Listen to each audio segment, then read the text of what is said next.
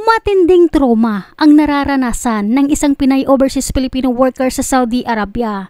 Tila parang hayop lang kasi ito kung tratuhin. Bukod kasi sa pananakit ng kanyang amo, kinalbo at isinilid ito sa loob ng washing machine. Ayon sa sumbong nitong ating kabayan na kinilalang si Mary Grace Ginisto na taga Iloilo, buwan ng Oktubre 5 nakaraang taon nang siya'y dumating sa Saudi Arabia bilang isang domestic helper para sa kanyang mga anak na naiwan sa Pilipinas. Masaya itong naninilbihan sa magkasunod na 2 buwan dahil sa mabait ang kanyang mga amo.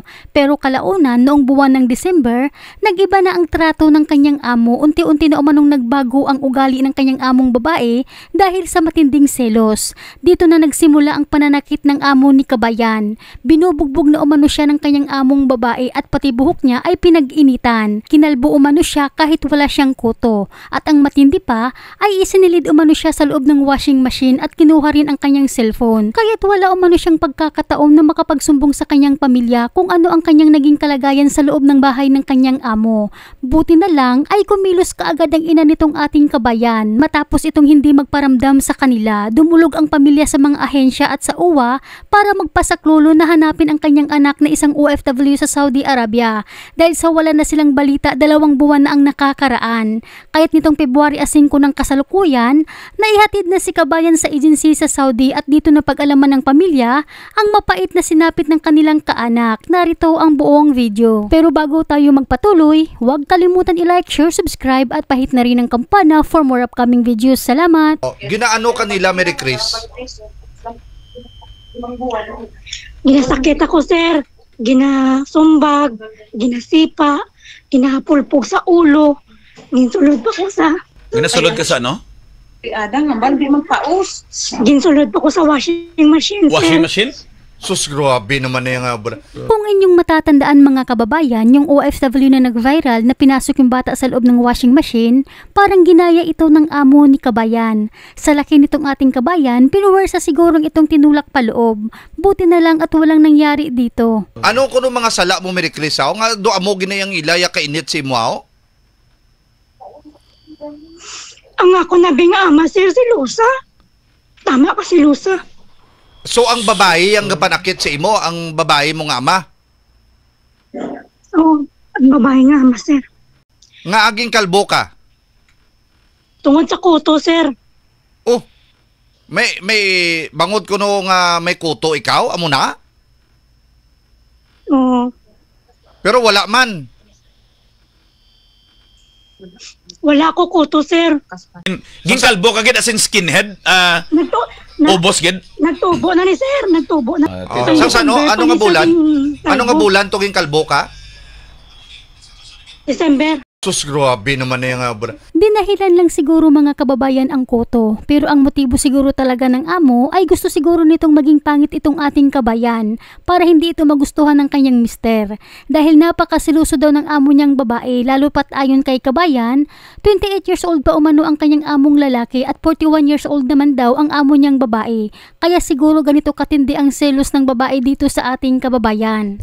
Oh. So, pero dali lang, ang ama mo... Ma'am, Kwani, pilang edad sang ama mo? Ang babae? 41, sir. 41. Pilang edad sang lalaki nga amo mo? Pila? 38? 28, sir. 28. So mas hubin ang lalaki, kumpara sa babae. Oh. Sang o ikaw naghalin dira sa poder nila? Sang gindulong ko sa ama ko, sir, kay may nanawag sa iya nga embassy siguro or agency.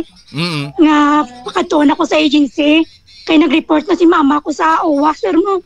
Oo. Una nga gindulong niya ko sa agency ko sang February 5. February 5? Tapos mga gamit ko gani, wala ko pa nadala, sir. I see. February 5, sir. Gin-confiscar ang imong cellphone, no? Oo, ginkuha nila, sir. Hindi pa rin pala sinusunod ng ibang agency yung iminungkahi ni Senator Raffy Tulfo sa DMW na i-monitor ang mga OFWs na nagtatrabaho sa bahay. Dahil kung may monitor sana mga kababayan, makapagsumbong sana kaagad itong ating kabayan pero wala. Buti na lang talaga kumilos ang kanyang ina dahil kung hindi, baka may masamang nangyari dito sa ating kababayan. Lalo na grabe na yung pinagagawa ng among babae dito sa ating kabayan. Salaysay pa nga nito na ibalik lang daw ang cellphone sa kanya nang dalhin siya ng kanyang amo sa agency at dito na siya nakatawag sa kanyang pamilya. Pero ang mga gamit at mga importanteng dokumento ay naiwan sa bahay ng kanyang amo. Christmas, birthday ko, New Year, wala ko kontak sa pamilya ko. Ang mga bayo ko, bilin to tanan. Mga gamit ko, mga papilis ko, bilin tanan. Anong plano sa agency mo? Kay I believe nga sa February 18 matapos ng working visa mo da. Wala man planong agency, kayo yung basang agency, diri. Hindi man sila magasto, ako kunuplite. Uy! Tapos ang complaint dira sa OWA, bala sir? Oo. Ang complaint dira sa OWA, ginapa-delete nila. Para magawaran ko ticket. Ang complaint sa OWA. Sinong gapadili? Ang agency mo? Agency, sir. Oh. No style. So bali ginapadelete nila sa uwa, guro para wala bad record. Oo. No? Tapos sila mabakal sa imo sang ticket, amo na. Oo, sir. At ginabargain nila Ginapasalig kami nga, baklan kami sang ticket. Baklan ka na mong ticket, pero ipadelete mo to sa uwang record. Do mo na masiguro. Tunto nga. Narinig nyo mga kababayan, imbis na obligasyon ng agency sa Manila ang pagpapauwi kay kabayan sa Pilipinas, may kondisyon pa sila na kailangan mo nang mabura ang complaint ng nanay nito sa uwa. Dahil sa kagustuhan nila na maging malinis ang record nila, ganito katindi ang agency ni kabayan. Kaya sa mga nagbabalak mag-apply, mag-ingat kayo sa mga agency na ito. Ano ngalan sa agency mo ne? Sa Iloilo, sir, Marafi Agency. Pero sa Manila, Continuous Agency. Sa Manila, Continuous Recruitment Agency. Oh. Dira sa Saudi, anong agency nagsalo sa inyo? Dito sa Saudi, WAFED Agency. WAFED. WAFD. WAFD. WAFED Agency. WAFED Agency. So, WAFD. So, sino nagambal nga ginapadelete nila sa tatlong agency ni? Sino nagambal nga ipadelete nilang complaint mo?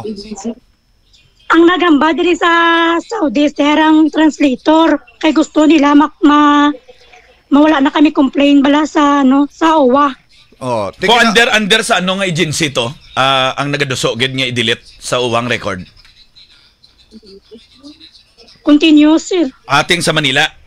Kaya't umiyak itong ating kababayan, umaasa na sana'y tulungan siya ng OWA na makauwi sa Pilipinas. Kaya't sa pamamagitan ng DYIRRM Iloilo, kakalampagin nila ngayon ang OWA para matugunan ang panawagan nitong ating kabayan dahil wala talaga itong maaasahan sa kanyang agency. Bagkus bibigyan lang ito ng ticket pauwi sa Pilipinas kapag nabura na ang complaint ng kanyang nanay sa OWA.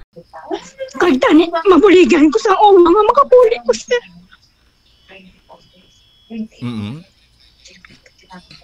Sige. Sige. Sakit video mga muna ang Ay nagaulat ang ako nga pamilya nga makapuli ko, sir. Sige. Marie Chris, i-follow up nato ni Parekoy sa kilala naton sa uwan. Kaya hibi si Marie Chris subong no. Grabe ni ma-depress ka ni master sa ano mo. Kaya paalala po mga kababayan, lalo na sa mga may kaanak na OFW, maging aral po sa atin itong karanasan ni kabayan na kapag hindi na natin makontak ang OFW, dumulog kaagad tayo sa OWA, magpatulong tayo para ma-rescue kaagad ang ating kaanak na OFW sa ibang bansa.